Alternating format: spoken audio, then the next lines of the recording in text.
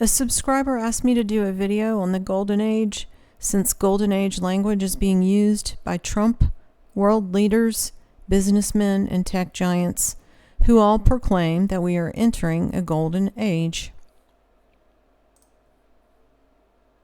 It is my honor to introduce to you the 45th and the 47th President of the United States of America, Donald J. Trump. In America, the impossible is what we do best. There is nothing we cannot do and no dream we cannot achieve. We will restore America's promise and we will rebuild the nation that we love. We will stand bravely, dream boldly, and nothing will stand in our way because we are Americans. The future is ours and our golden age has just begun. The future is ours, and our golden age has just begun. The Golden Age references a reference to the gods of polytheists, the pantheon, and fallen angels. The Golden Age is a beast system concept. Golden Age does now and has always referred to the golden age of these fallen angels and those who worship them. All the world's beast systems throughout history are noted or are rooted in the bloodline monarchs and their Nephilim polytheist history. Whether that's actually through bloodline descendants or simply through worship and communication, they are working for the beast through their ruling class systems. They communicate with these fallen angels and entities, spirits, their gods, who are controlling them and guiding them in opposition to the Father, the Most High, Jesus. Royal means king, god, or deity when you break it down. Elite, when you break it down, means godlike human. El refers to God or deity, and Ite, or Ite, refers to peoples and nations. The use of El highlights attributes of a god, sovereignty, eternal nature, and intimate involvement in the lives of humans. And now the Ite, or Ite. There are about 193 mentions of Ites, or Ites, in the Bible to refer to people groups throughout the Middle East. So first we can look at the ancient historical references of the Golden Age, and then we will look at more modernized examples used by those who worship the fallen.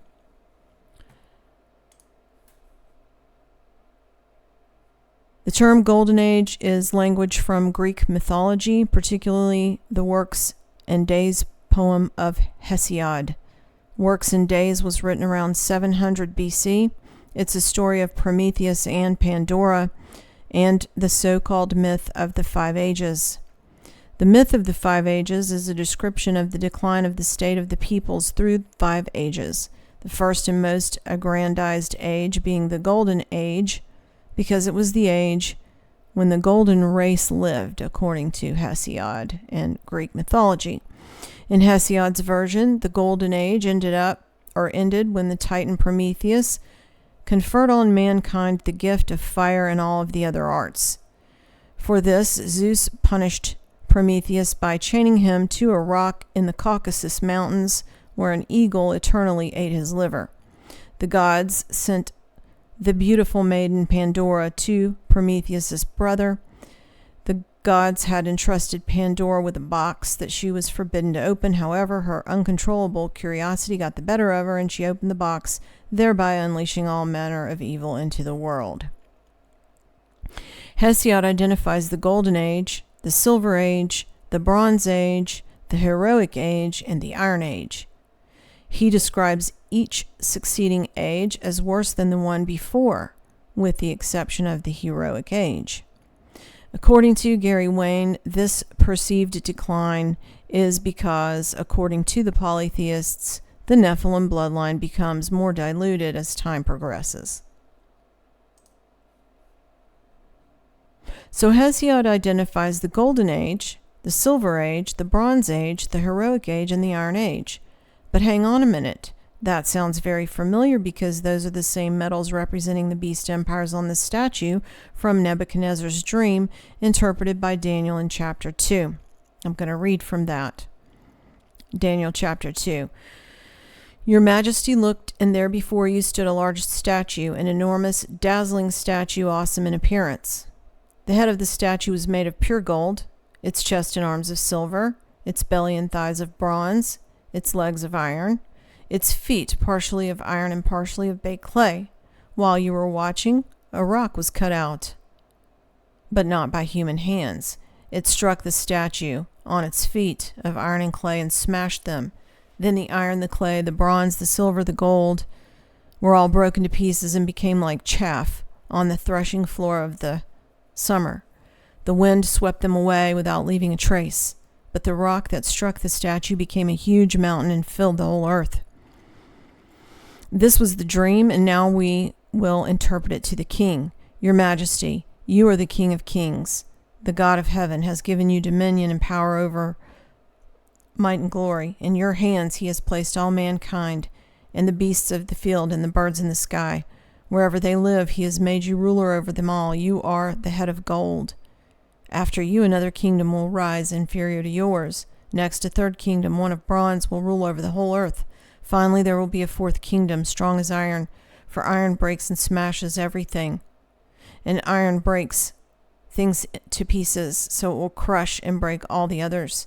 Just as you saw that the feet and toes were partly of baked clay and partly from iron, so this will be a divided kingdom, yet it will have some of the strength of iron in it, even as you saw iron mixed with clay.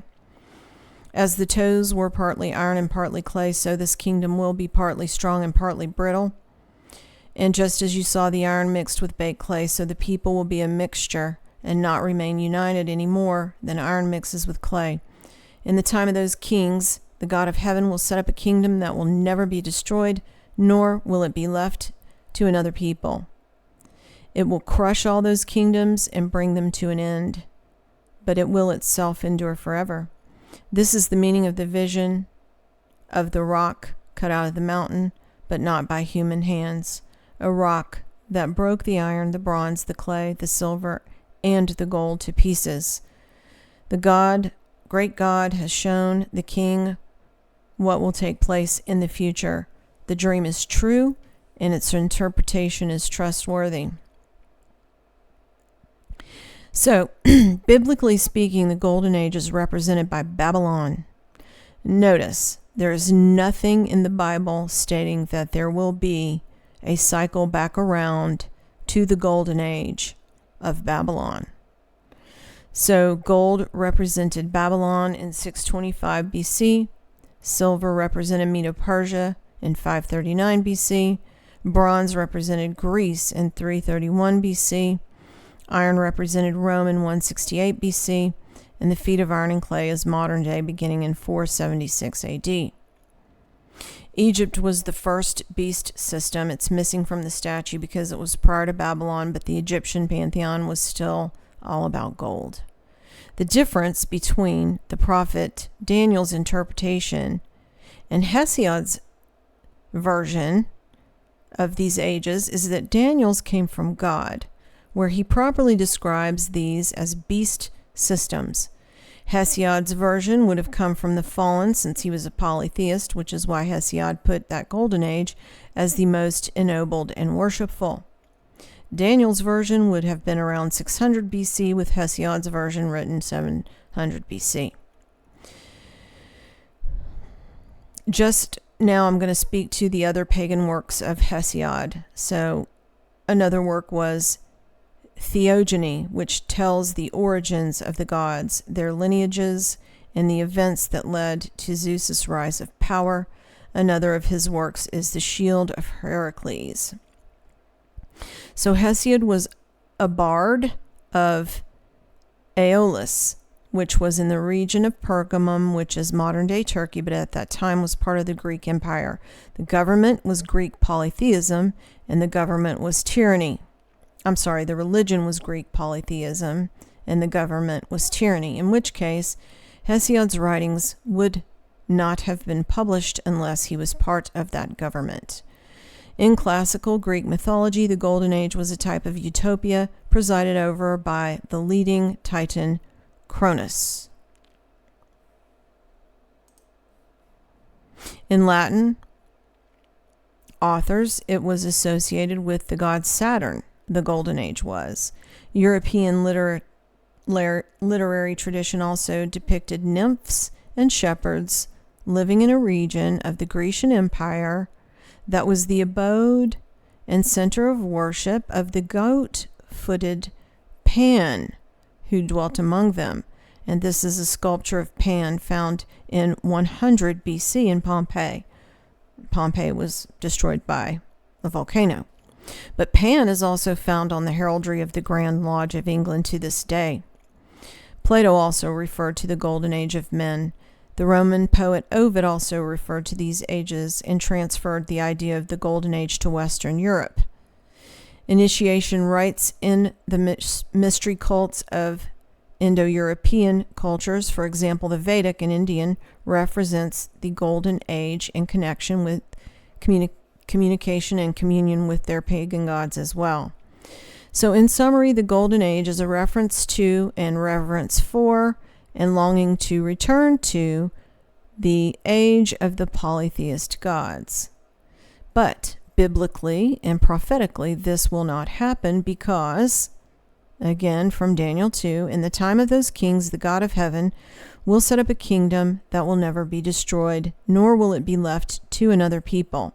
It will crush all those kingdoms and bring them to an end, but it will itself endure forever. This is the meaning of the vision of the rock cut out of the mountain, not by human hands. A rock that broke the iron, the bronze, the clay, the silver, and gold to pieces. So that covered some of the more ancient historical references to the Golden Age, and now we will look at the more modernized examples of the Golden Age used by those who worship the fallen.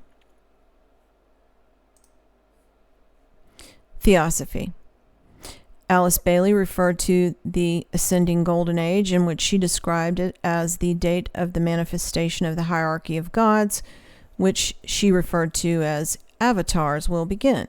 She wrote that 2025 will be followed by a long transitional period of 1200 years, when the decadent structures, philosophies, and ideologies of the age will be obliterated and a civilization based on elevated spiritual practices will take root, which will eventually grow into the enlightened civilizations of the ascending Golden Age. Golden Age of Atlantis was written about by Blavatsky. Theosophists refer to the Golden Age of Atlantis as being from about 1,900,000 years ago. And I'm going to describe that as they describe it. Its description says their capital city was called the City of the Golden Gates, with 2 million inhabitants. There were extensive aqueducts, airships, a socialist economic system, and organized warfare. It says air battleships deployed poison gas bombs. The infantry fired fire-tipped arrows. They worshipped the sun in temples as grand as those of Egypt. The sacred word used in meditation was Tao. They say the downfall of Atlantis began with the practice of black magic, when black magicians used spells to breed human-animal chimeras. They possessed an army composed of chimeras that were composites of a human body with the heads of fierce predators such as lions, tigers, and bears. The war between the white magicians and black magicians continued until the end of Atlantis, when it was submerged due to earthquakes, which they say occurred in 9,546 BC. And then, in their interpretation and root race theology, the Aryan race came after the Atlantean race. Another reference is the James Webb Telescope, which I covered in my prior video. It's a $10 billion telescope that has 18, or 6 plus 6 plus 6, hexagonal gold plate-shaped mirrors in its mirror assembly.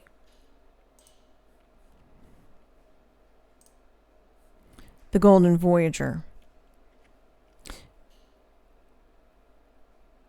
The official story about what this gold character in the Paris 2024 Olympics closing ceremony represents is that he's the Golden Voyager, a type of interstellar traveler who lands in a mysterious deserted land, ready to explore it.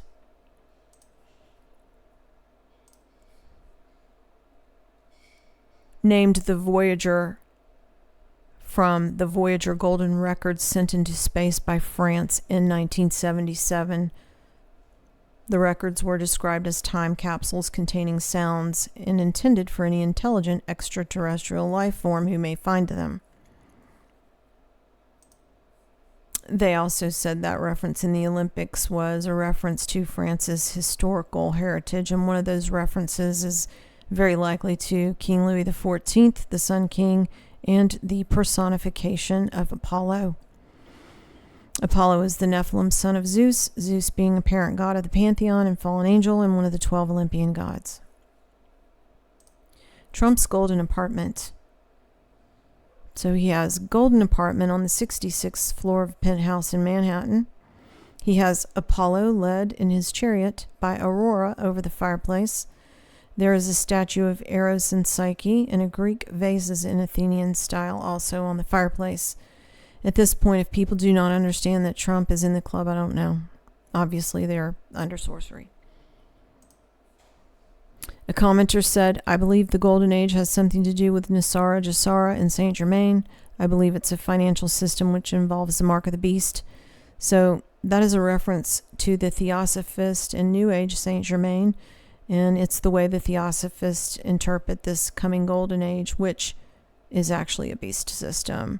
So those that think it will be glorious are deceived by the fallen.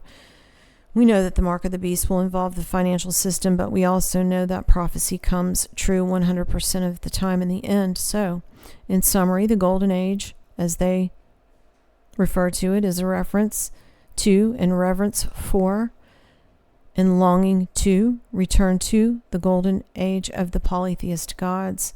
The occultists who run the world are referencing polytheist principles and related theosophical principles when they refer to the golden age. But as we have seen, that age was only golden for the gods and not for the people who worship the God of the Bible. But here's what's going to happen. In the time of those kings, the God of heaven will set up a kingdom that will never be destroyed, nor will it be left to another people.